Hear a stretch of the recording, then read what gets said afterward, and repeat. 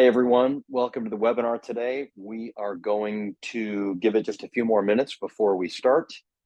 We have some people actively joining, so we want to make sure we can get people here and in their seats. So give us a few more minutes. We'll probably start about 3 after.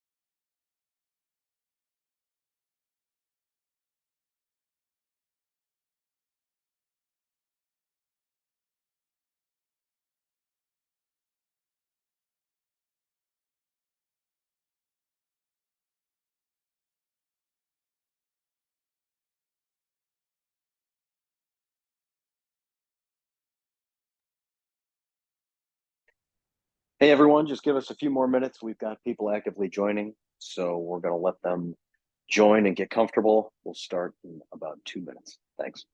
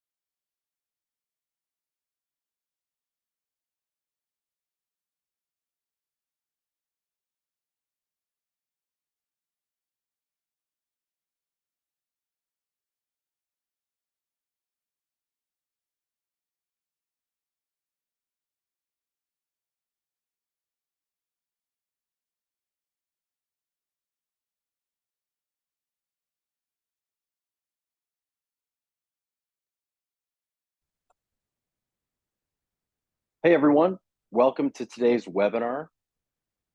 Today we'll be talking about uniting marketing and sales to drive revenue growth. This is a hot topic among all marketing and sales teams, from the lowest level to the highest level in the organization. How do you unite these two teams? How do you create interlock among these teams? So today we're going to talk about that. I'm going to talk about that in the context of identifying those common obstacles. What are those? Why can't we unite marketing and sales more easily? Well, there are some common obstacles. Right? We have to get some buy-in on some goals. And we need to work together to improve lead conversion rates. So some of these things seem very simple.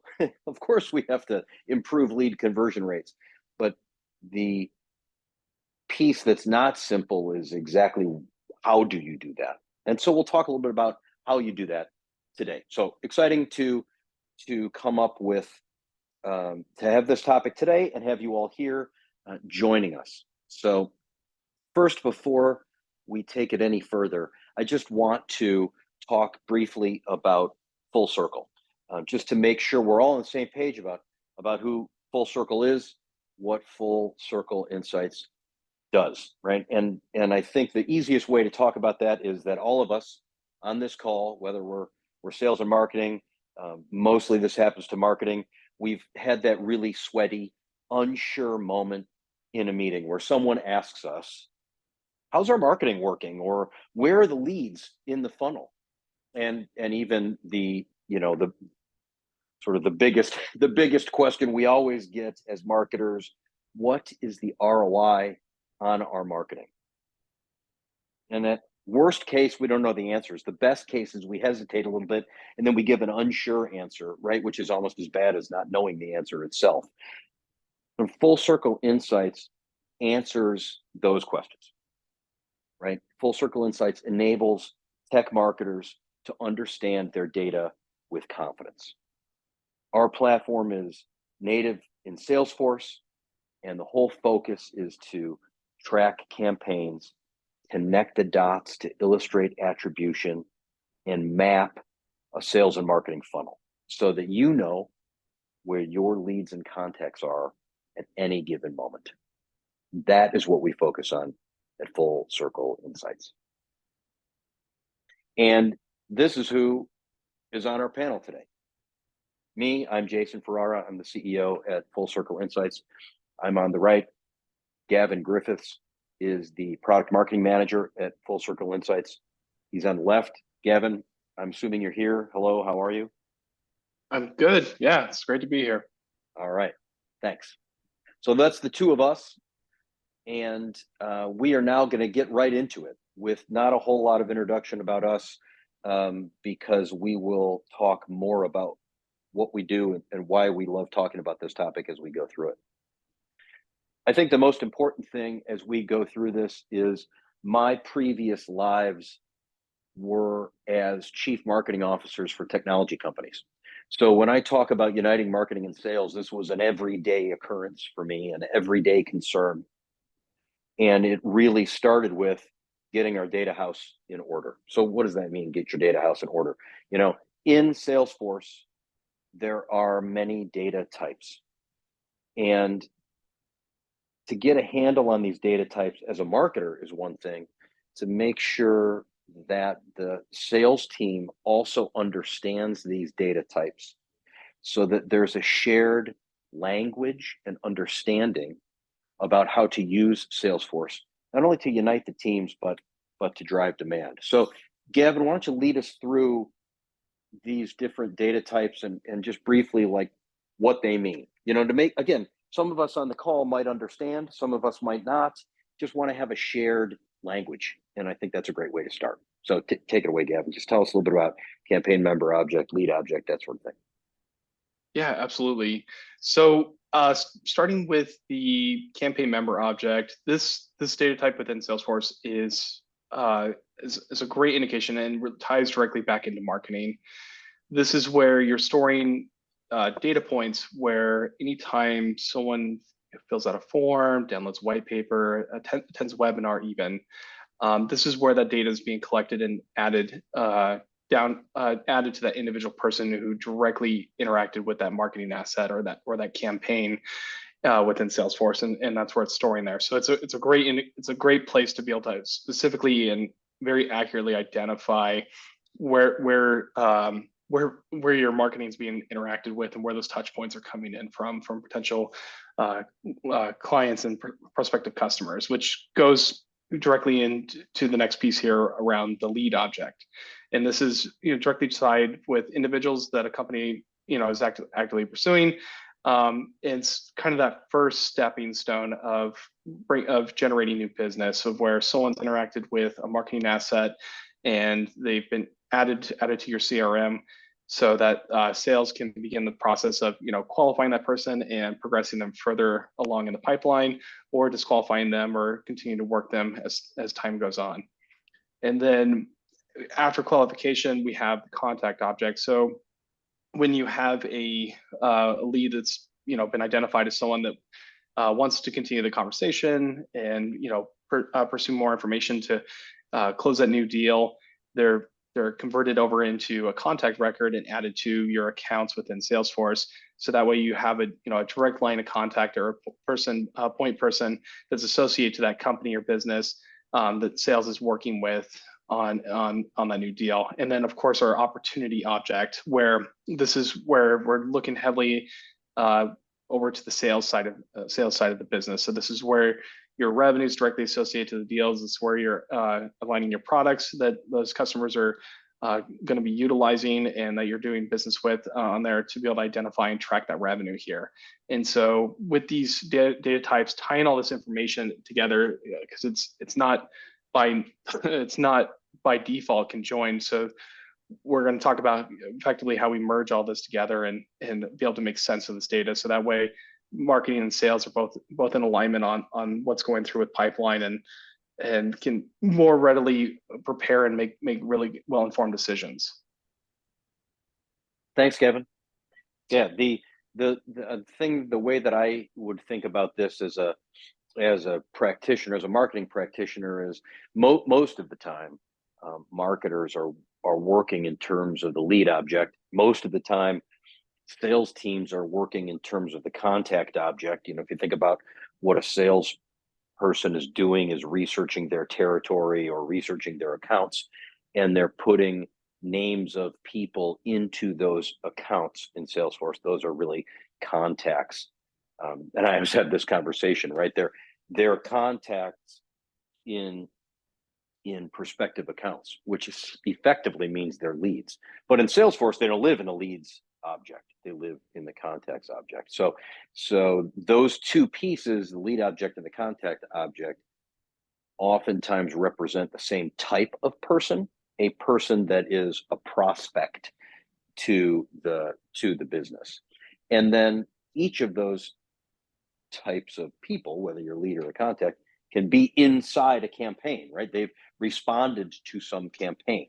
That's either, like Gavin suggested, download a white paper, register and attend a webinar.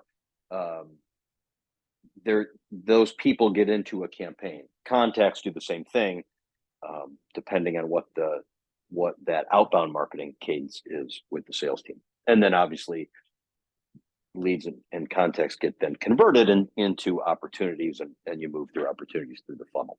So that's really, those key data types are important, so that when you have the marketing sales conversation, you're really talking about the same type of person, whether they're a lead or a contact. I feel like that's oftentimes a confusing conversation, and people have to pause and go back and redefine. So important to define up front. So our next step in uniting marketing and sales, once we understand the language of the data, is really talking about the path that those people take through the process. And the reality is the path is not always linear, right? So there's a linear sales funnel. We all know it. We've seen it a bazillion times. We know the challenge there.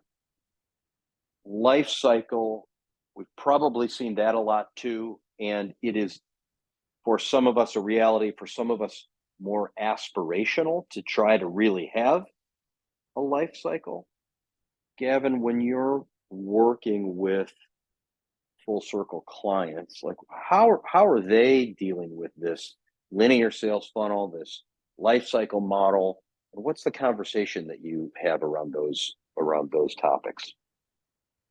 Yeah, and the conversation that we have around these topics really ties into that the path from the inception of a new lead through a close won deal is not always a linear path in itself.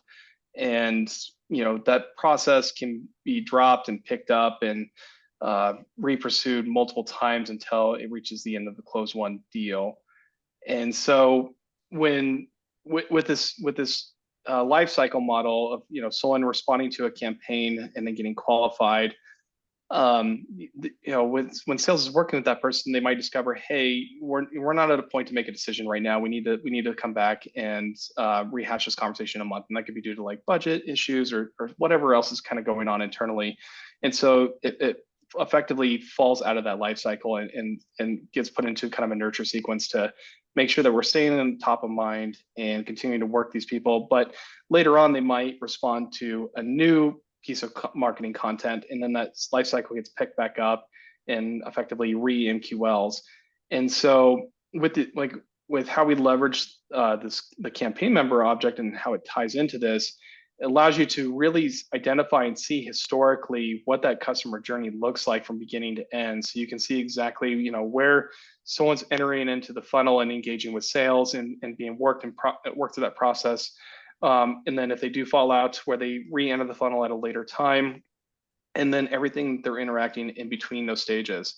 And so, and this doesn't just apply to new business. This also applies to things like renewals and upsells and everything else along the cycle. So it's just continuing to kind of progress and give you a realistic view of what that process looks like, but ultimately tie it back to what the marketing team's doing, as in conjunction with what the sales team's doing for that process. So that way you're constantly able to improve your internal processes, but also leverage data to make informed decisions. So that way marketing can more efficiently drive the cycle to make it as close to linear as possible. Yeah, Gavin's great explanation of that. And when you are able to connect with when marketing is able to connect with sales on a life cycle rather than a linear funnel, good things happen, right? That's when marketing and sales are sitting down at a table and saying, this is my territory, these are the accounts, what are the ways that we can interact with those accounts? And either that's by industry, or that's by some ideal customer profile, or that's by just a territory, right? These are the accounts in Illinois that I'm going to hit, or I'm going to do an event in a location. To talk about that as a life cycle is incredibly important, because I've seen deals where people come in years before they actually buy, and to treat those people as a life cycle is the only way that you can get to them over time and have that be influential. If it's just a linear path, somebody 2 years ago has fallen out and you've forgotten all about them. And so it does require a little bit of thinking about how you plan Salesforce and how you put Salesforce together and keep your data together. But planning that life cycle is key to uniting marketing and sales.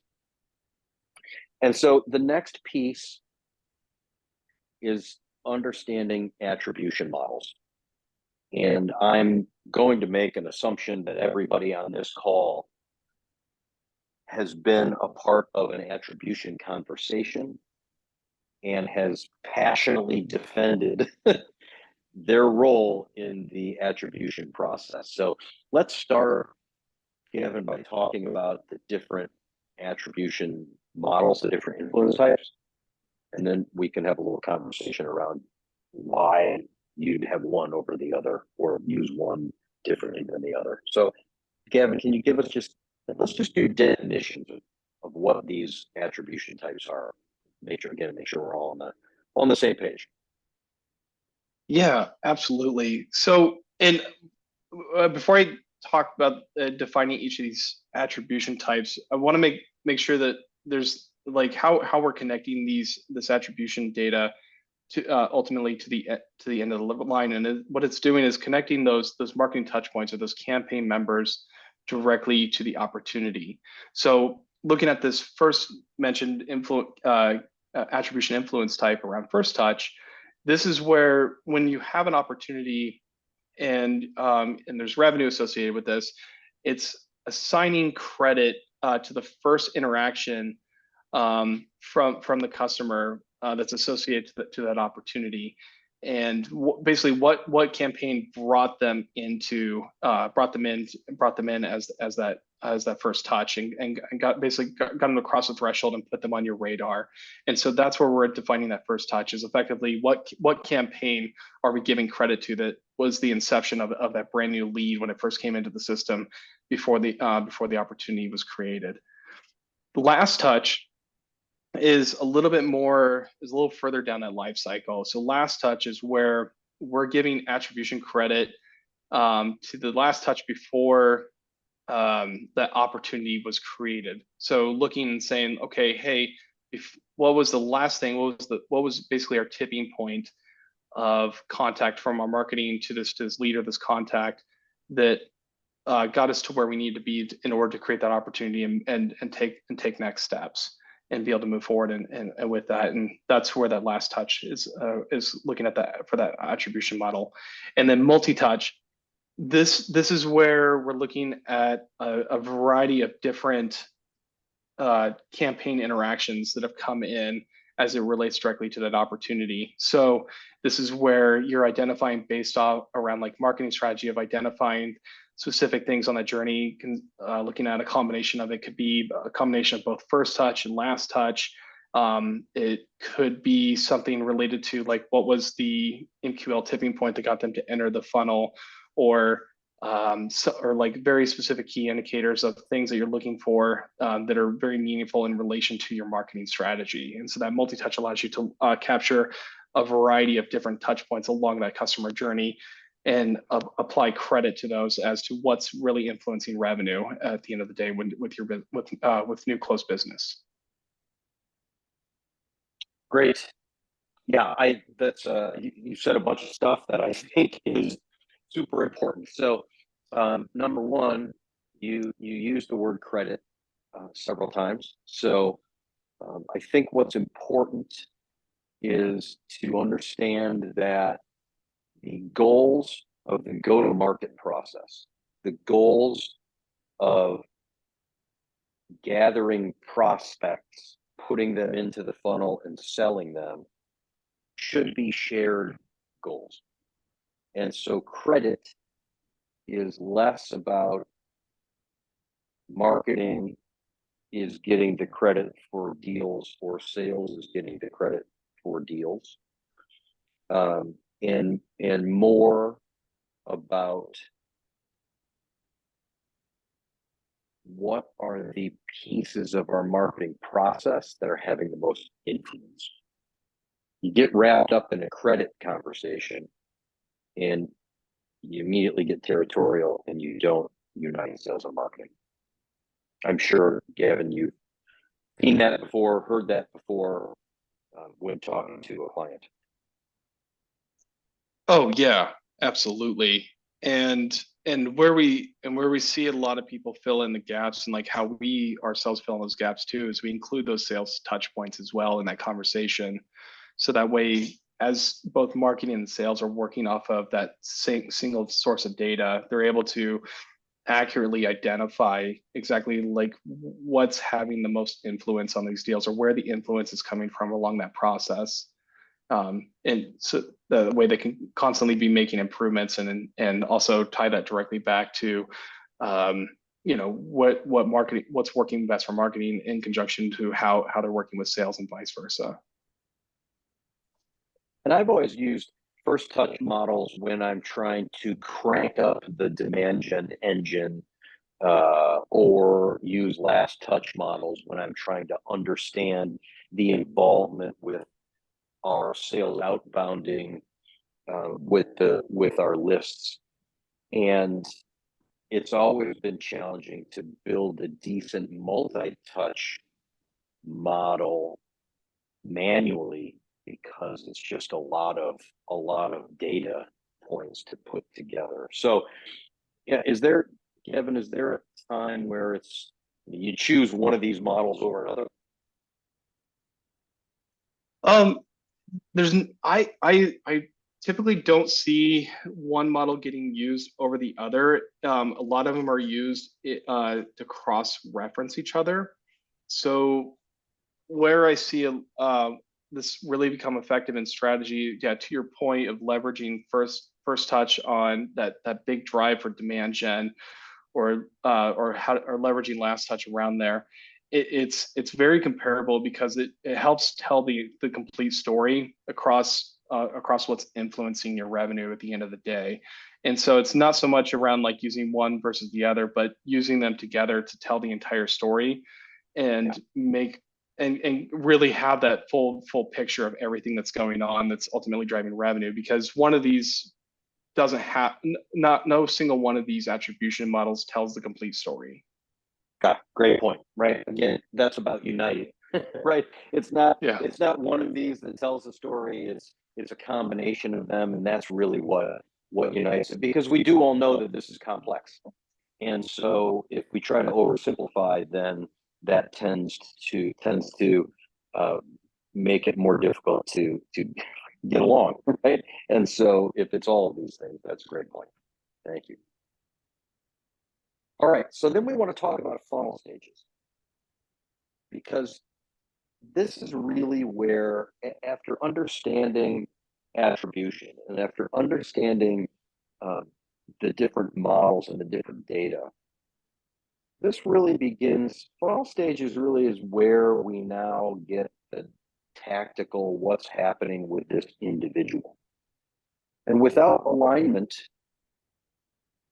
marketing and sales will not understand where the people are. And so when a deal closes, you have to reverse engineer a funnel most often. And that doesn't work well, in my opinion. So let's talk a little bit about funnel stage alignment.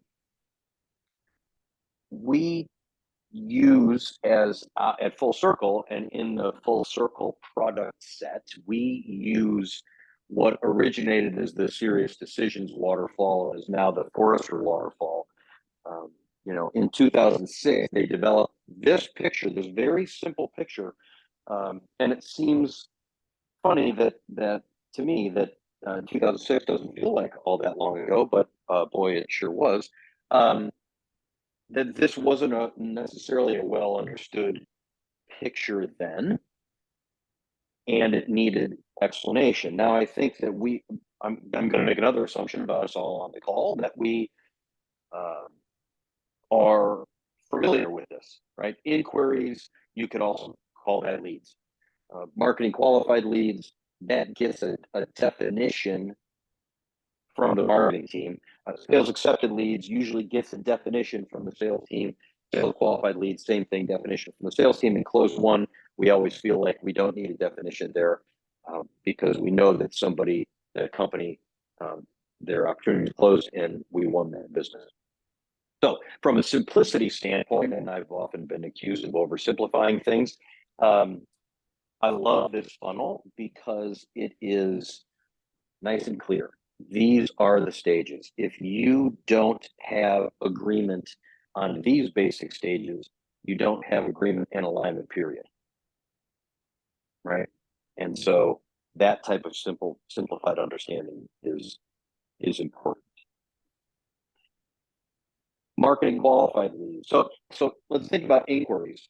It isn't quite as simple just to say inquiries or leads, right? Inquiries or leads come from a variety of places. They come from inbound marketing efforts. They come from outbound marketing efforts. Inquiries could come from outbound sales efforts. They could, come from referral efforts, which may or may not be an effort by your team. It just may be happening.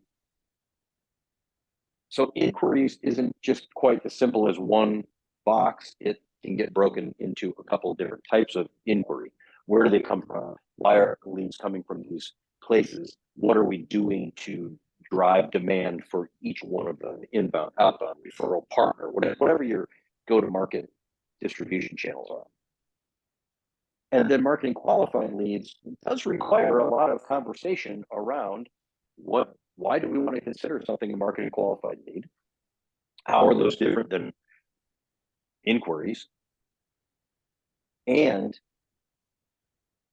that marketing qualified leads requires a stringent definition, because you're going to look at the opportunity pipeline down the road, and you're going to look at opportunities, and you're going to need to go back and see if these people were marketing qualified leads, especially when something gets closed won. You have to go back and compare the marketing qualified lead. And it really helps in the closed lost, right? Because I don't show closed lost here because nobody likes to talk about it, but the reality is it's closed lost. Why did something get closed lost? So you have to go back and say, were they in NQL? How did they come in? Everybody has to understand that, including sales, that definition. Same with sales accepted lead. why will the sales team take on a lead? Why will they say, yes, I will now take responsibility for talking to that person? And then that's a sales accepted lead. Sales qualified lead. Why will the sales team say, yeah, I talked to that person, I took the responsibility of that person, and now I'm going to even go one level deeper and put it into the pipeline. I'm going to try to close that into business. Sales accepted leads is not always a linear path. It doesn't always come from a marketing qualified lead. It could come from a sales rep or an SDR prospecting in their territory. It could come from the CEO who says, hey, go call this person. And they enter all of a sudden as a sales accepted lead. Or gosh, they could enter as a sales qualified lead all of a sudden. But it's not always. Kevin, you work with clients all the time. Like, I'm assuming that most people have an understanding of this simplified funnel. Where's this conversation that you have with our clients take us around, adding these stages, agreeing on these stages, or is everybody pretty much agree like this is how the funnel looks? Let's move on. Yeah. Kind of there's so much that goes into this when it's getting that collaboration between marketing and sales, and where we see the most feedback and where we see a lot of the most improvement is right at the top, kind of on the top in the middle of the funnel, because this is where sales and marketing are really going to come together quite a bit and have that agreed discussion around new inquiries that are coming in from either inbound marketing efforts or like outbound sales processes, and then that handoff from marketing to sales around the marketing qualified lead aspect. And so how we do this is tying this back to the campaign association as to like what was the driver for that marketing qualified lead. And this is where the sales and marketing are really coming together quite a bit, because you're effectively getting immediate feedback from the sales team to make that determination of to progress this to a sales accepted lead or to disqualify it and take it out of the funnel. And so this is where we see a huge chunk of that collaboration here in that process, and making sure that the funnel's almost running just agnostic entirely of sales and marketing processes, because it's the combined effort between the two teams. And so as things progress through, where after sales has said, yeah, this is a qualified lead, and is progressing it forward, and then eventually creating that opportunity and making it sales qualified, that's where we're getting that feedback on that process and getting the why part of, why was this effective, and getting that direct feedback from sales all the way through the end of the funnel. And then also at the beginning where, sales is marking things as disqualified, tying that directly back and giving that direct feedback associated with the campaign or the marketing effort that helped drive that to them. And so that way marketing's getting feedback on what's working well, what's not working well, and then identifying that process as it continues to go down to drive that revenue piece there. So that way they're both in alignment and lockstep. So that way they can continue to work more efficiently and improve the process throughout the entire process. Yeah, excellent. I mean, that feedback loop that you mentioned is, when we talk about life cycle and feedback loops, and like it's just everything here is round, right? The end feeds the next beginning, and so that's incredibly important. And funnels don't always represent that. But if we jump forward out of 2006, because again, that, like I say, it doesn't feel long ago, but it sure was. We talk about the most recent Forrester waterfall funnel. This is it. And aside from it being colorful and potentially overcomplicated, it is important in a couple of different ways. And I think, first of all, there's an arrow that runs from the bottom back to the top across the right side. And that arrow, to me, represents two things. One is the the feedback loop that's incredibly important from a one deal to looking back at the targeted accounts. What can we see happen there? That feedback loop is critical. That's alignment with sales and marketing. If you have a feedback loop, you're winning, right? And that's not just the marketing team is on the sales call. That is, today we're going to talk about deals that closed and where they were in the funnel, and we're going to get feedback across that whole thing, and we're going to look at the path. That arrow also means once you sell someone and they become a customer, that customer is now eligible for renewal, upsell, and cross-sell. Renewal, upsell, and cross-sell of a current customer has the same type of funnel. And if you are making an assumption that your current customers will re-sign just because they're a current customer, then you're going to be surprised and your churn rate's going to be high, because you need to treat them as a prospect at some point to renew. And certainly if you're upselling and cross-selling, you have to treat them as a prospect to do discovery calls and understand what's important to them and why it is important to them and those things. The other piece, because I think this, I mean, clearly from this to this is, light years ahead in terms of information and potentially complexity. But in that first column, candidate column, candidate acquisition, and then you detected, engaged, prioritized, qualified. This funnel is also recognizing that accounts play a larger role in the sales and marketing or the go-to-market process than they ever have. And so to understand, detect the accounts, is that account engaged? How will I prioritize the accounts in my territory? These feel like sales conversations, but they're really sales and marketing conversations. Again, sales and marketing should be sitting down and saying, what is my plan, my go-to-market plan for that quote unquote territory, which could be, again, vertical, could be geography, could be by some ideal customer profile dimension. And this funnel stage alignment, to get into this sort of detail, is obviously you can't do it unless you have these definitions. Once you have these definitions, then you can say, all right, inside each of those simplified stages, there's detection, there's engagement, there's prioritization. People are now qualified. Now we get into the pipeline.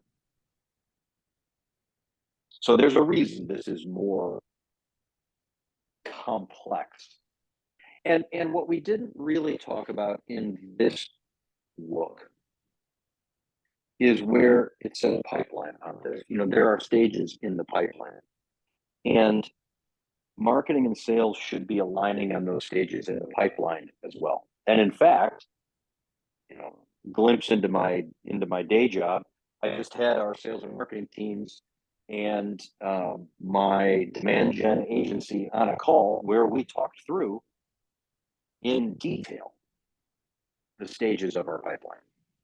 I mean, for an hour, we talked about the stages of our pipeline. And that seems maybe a little pedantic and a little, could be boring. But if you're a go-to-market team, you thrive on that, because help me understand, why would something be considered in this stage and not in this stage? What does this word mean to you?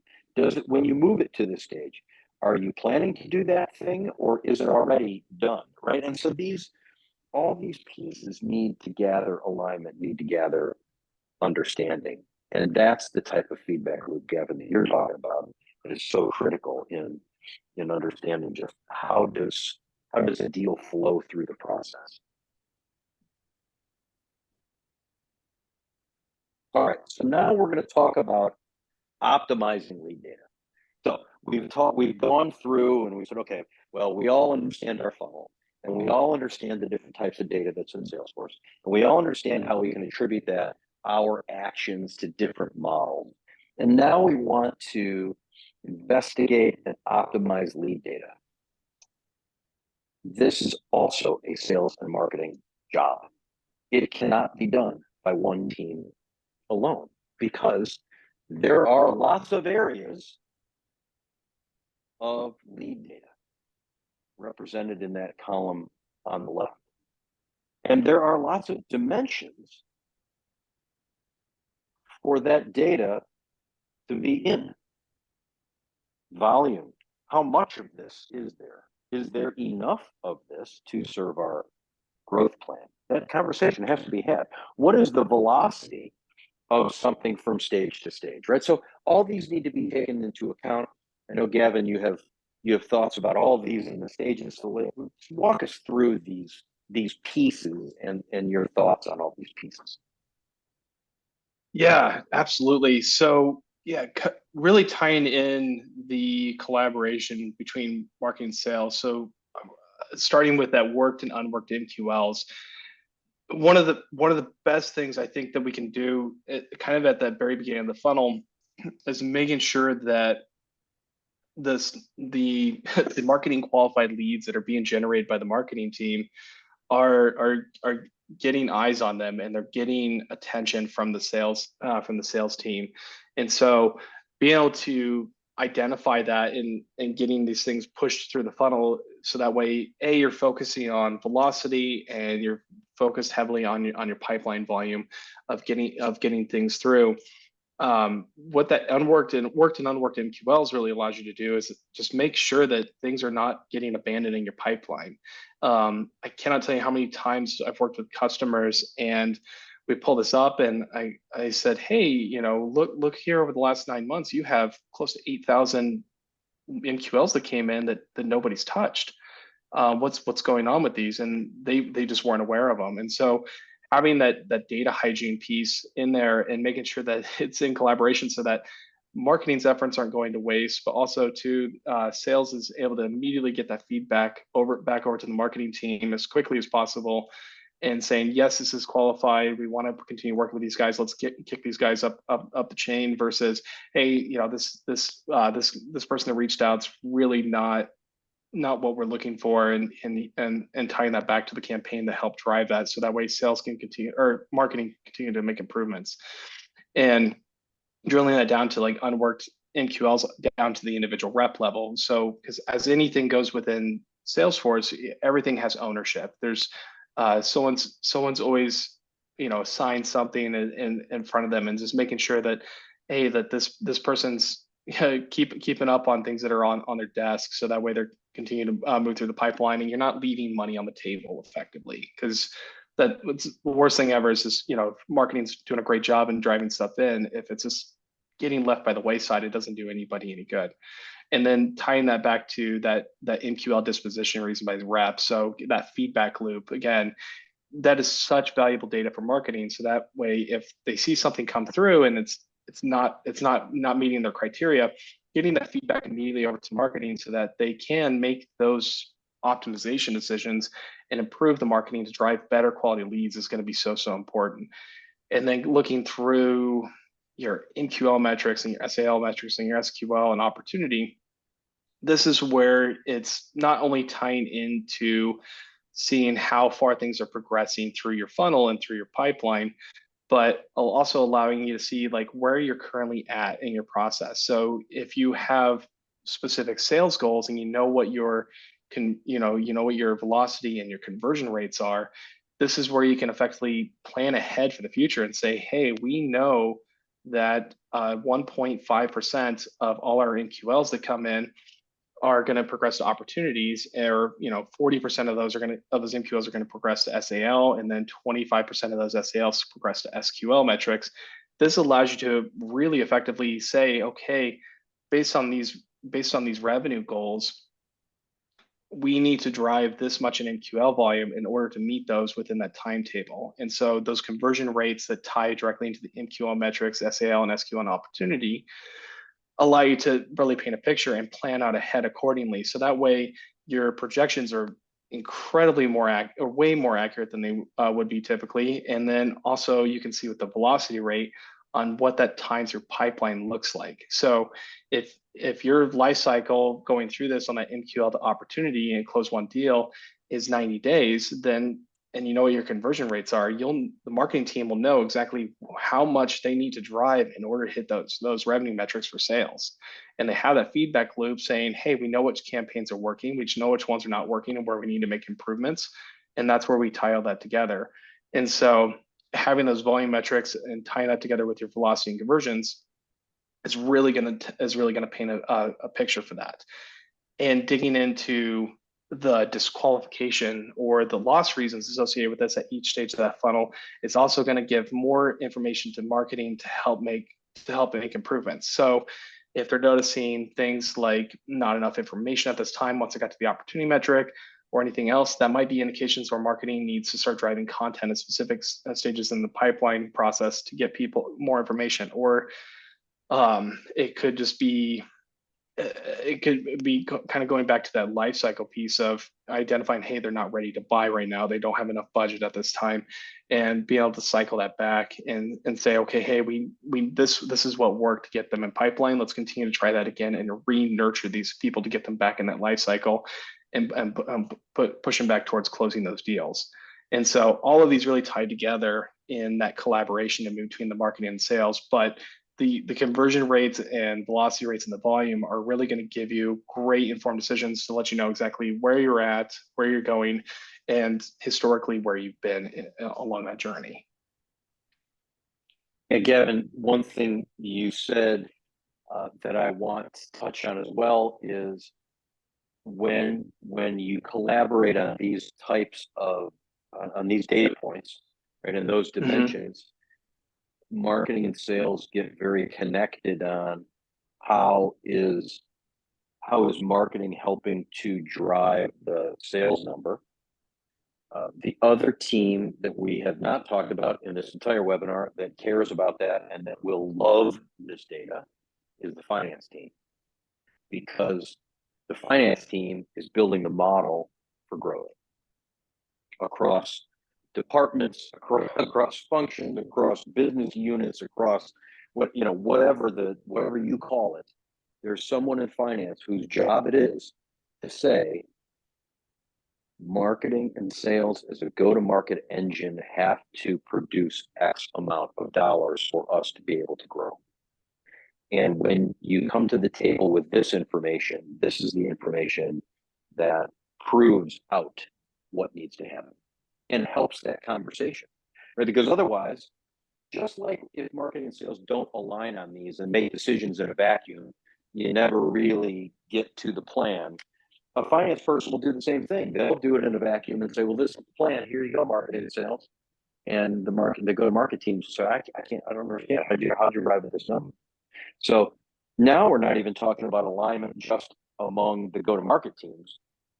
We're talking about alignment across the entire business and the revenue plan for the entire business.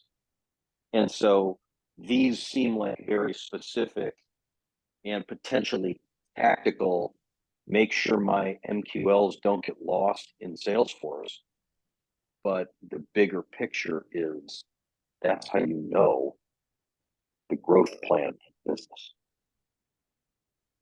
So it's even bigger than just aligning sales and marketing, right? This is the aligning sales and marketing is what we talk about every day. But making sure that alignment results in growth is really where we're trying to take this to. Yeah. And one thing I didn't really touch on much was the optimizing part of this. So I spoke a lot about or with optimizing around at the beginning of the funnel on those MQL dispositions, but it also comes down to giving huge insight into your sales process. So as we're identifying things as they go through the pipeline at SAL, SQL, and opportunity metrics, and we can see the velocity rates as it compares to volume and conversion. This allows you to really break down and identify if you have bottlenecks in your process as well. So a huge part of this optimizing also ties back to revenue ops and sales operations, so that they can actually see, hey, we're noticing that our velocity rate slows way down at this specific juncture in time, and can be a great indicator on where you might have potential opportunity to improve processes. And I hear that a lot coming from users of Full Circle, and within that is because getting that insight and identifying exactly where things are bottlenecking or where things are progressing really quickly has made a huge difference in increasing that revenue drive on there and that process. And so, yeah, definitely wanted to call that out as well. Excellent. Yeah, good, good stuff. Thank you very much. All right, so let's talk a little in summary. We've talked for 50 minutes. That is a long time. It's a lot of information. I want to summarize a little bit about uniting marketing and sales. Right? We suggested at the beginning of the webinar that you would learn in the audience. You'd learn ways to identify common obstacles, and I think we talked about specifically one common obstacle around attribution.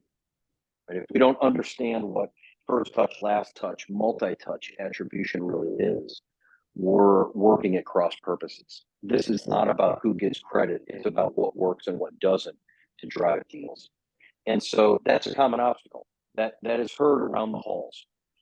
Marketing is driving all. I don't know why we're working so hard. The sales team's not doing, the marketing team's not delivering this. And you hear that all the time. And that just means that there's an obstacle in the way that is pretty easily moved out of the way through a conversation around, okay, what does attribution mean to us? And what are the ways we can use these models to help build rather than, help build revenue rather than build walls, right? That's really what we want to be able to do. We want to get buy-in on unified goals. So to me, talking about those funnel stages is buy-in on unified goals. We know what we want to come out of the bottom of the funnel. How do we understand what needs to happen in the stages before? Those are the unified goals. It's completely possible to come up with a number of MQLs and have the marketing team hit that number of MQLs and be all excited and go out for drinks. And the sales team look at that list and say, I'm not using any of these. I don't understand what they are. These don't seem to align with the goals that I've been given by my team. And so the funnel is a representation of that conversation around the goals. Really important part of this uniting marketing and sales topic. And then improving lead conversion rate. And we talk about life cycle model rather than linear funnel model. That can help improve lead conversion rates because as a life cycle, because you're nurturing people, right? Babies grow into well-adjusted adults because we take the time to nurture them. And that's the same concept we want to do with our prospects. Think of our prospects as babies, and then they become customers or fully functioning adults. And that's because we've nurtured them rather than let them find their way along a linear path. And then optimizing lead data like Gavin was just talking about. It's incredibly important to identify those stages and then figure out how to optimize them as we move forward. That's constant conversation. That's constant meeting. And like I said, it's more than just the marketing teams on the sales call. The sales call is probably hardcore, like in the pipeline, what's your plan? What's your next step? Blah, blah, blah. There's probably not as much action in there for the marketing team. It's more when we sell a deal, what has happened? Let's talk about that. Or let's have a meeting that really is focused on take us through that funnel. So some of the things that we talked about that address those three topics that we promised you'd hear a little bit about in today's webinar. Do you have anything to add to that before we close? No, that was a great summary on this. Yeah. And so, yeah. Sounds good. Okay. So let's, first of all, thank you for being a part of the webinar. It's fun. It's fun to do webinars. It's fun to talk about these topics. It's fun to have that interaction. So thanks everybody for being here. We at Full Circle have a monthly webinar series. We do one of these every single month. So on October 25th, we'll be talking about optimizing funnel metrics at every stage of the funnel. So we talk about funnel as one of our ways to unite marketing and sales. We'll take a deep dive into that in October, really talk about every stage of the funnel. How do you optimize those funnel metrics? And that is October 25th. You can register at fullcircleinsights.com, and we hope to see you. On behalf of Gavin and myself, thank you very much for attending and have a great day. Thank you.